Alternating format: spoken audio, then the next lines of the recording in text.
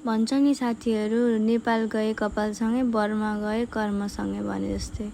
त्यस्तै रहेछ क्या मान्छेको जिन्दगी। यसो हेर्छु। नमस्ते सबैलाई। आज सानो मिनी ब्लग फेरि लिएर आइसकेको छु। आज बिहान चाहिँ म हस्पिटल लिएर गएँ नानीलाई। बिहानै अर्ली मर्निङ गएको, त्यसमा पनि भिडै थियो र पनि चाँडै पालो आयो। मान्दिनँ हौ हिँड्न। घरबाट बाहिर निक्लेपछि त मेरो छोरीको खुट्टामा खोइ के हुन्छ कुनी, कुद्न भनेपछि हरर हो, तर हिँड्नलाई मरे मान्दिनन्। बल्ल बल्ल बिस्कुट दिन्छु भनेर फकाएर हिँडेर पुर्याएँ।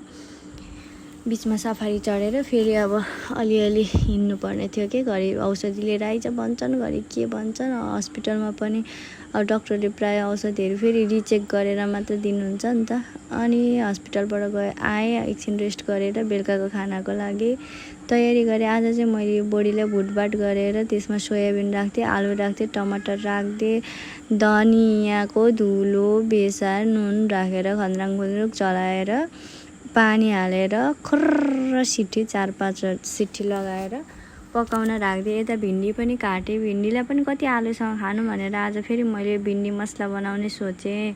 हेर्नुहोस् न, यसको लागि तयार गर्दै थिएँ होइन। गरेर यसो प्लग जोड्छु भन्दा त नानीले मिक्सरको त्यो घुमाएर कहाँ पुर्याएकी रहेछन् सब भुइँभरि। बिहाइन्ड द सिन के हुन्छ भन्ने कुरो कसैले पनि अन्दाज गर्न सक्दैन कि यति भिडियोको भरमा।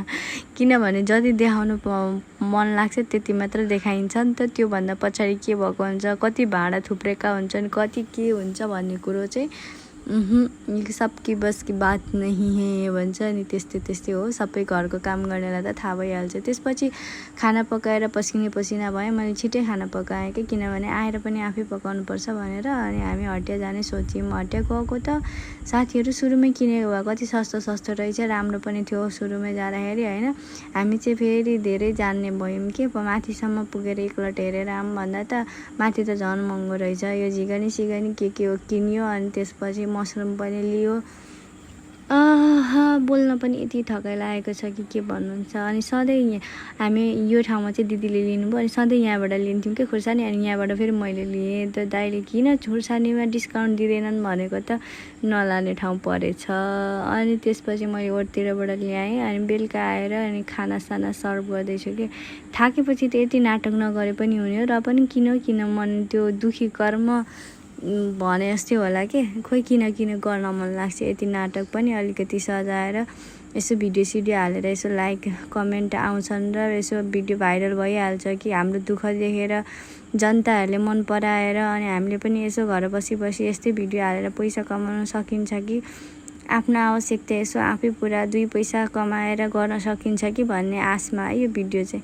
अब मनपर्छ भने लाइक कमेन्ट पनि ठोकिदिनु होला, फलो पनि गर्नु होला। त्यसपछि अब के गर्नु, सबै खानासाना गमराङ खाइयो दियो। अनि त्यसपछि भाँडा धोएर सरसफाइ गरेर मलाई चाहिँ फेरि यो हटियाबाट ल्याएको सागसब्जी सबै थोक चाहिँ नपखाली यसलाई व्यवस्थित नगरी सुत्न पनि मन लाग्दैन। अनि फेरि मैले यहाँबाट फेरि मिलाउँदैछु। जति थाके पनि के गर्नु हो, कसले देख्छ र हजुर। काम त केही देखिँदैन र पनि फुर्सद, कुकुरको काम पनि छैन फुर्सद पनि छैन भने जस्तै छ कि जिन्दगी पनि। अनि मैले चाहिँ यो तामा के कस्तो अमिलो थियो, बसाइरहेको थियो। अनि यसरी ल्याएर बट्टामा राखिदिएँ। अब यो पकाउने बेलामा चाहिँ छिटै खाने हो। अनि पकाउने बेलामा चाहिँ अलिकति सट्ट पानीमा पखालेर हाल्नु पर्ला। अब यताउता झरेको थियो, त्यो सबै सफा गरेको थिएँ मैले भर्खर। किचन सफा गरेर डाइनिङ पनि सफा गरेको थिएँ।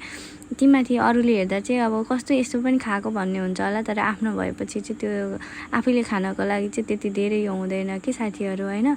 अरूलाई देख्दा चाहिँ त्यस्तो पनि टिपेर खायो भन्छन् कि, तर आफ्नो चाहिँ त्यति घिन लाग्दैन नि त। तर त्यो सफा थियो है, मैले डाइनिङमाथि नै हो गरेको।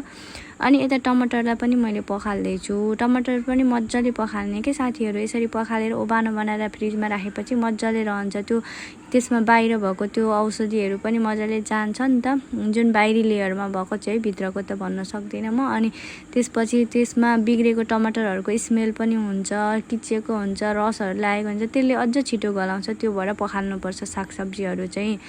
अनि यो झिगनी पनि मैले पखाल्दैछु। अनि बोडी पनि पखालेर अनि भिन्डी अनि मैले के परवल लिएँ क्या र परवल सबै थोक यसरी मजाले पखालेर यसलाई चाहिँ म यो जालीवाला उसमा चाहिँ पोटहरूमा चाहिँ ट्रान्सफर गरिदिन्छु अनि यसरी तरिएर बस्छ। अनि यसलाई पनि मैले प्लास्टिकमा छोपेर यसको बिर्कै कहाँ हरायो भेटिनँ, फ्रिजमा राख्थेँ। मसरुम पनि फ्रिजमा राख्थेँ, खुर्सानी पनि राखेँ। ल आज चाहिँ म गले सुत्छु। हस् त, धन्यवाद जसले भिडियो हेर्नुभयो।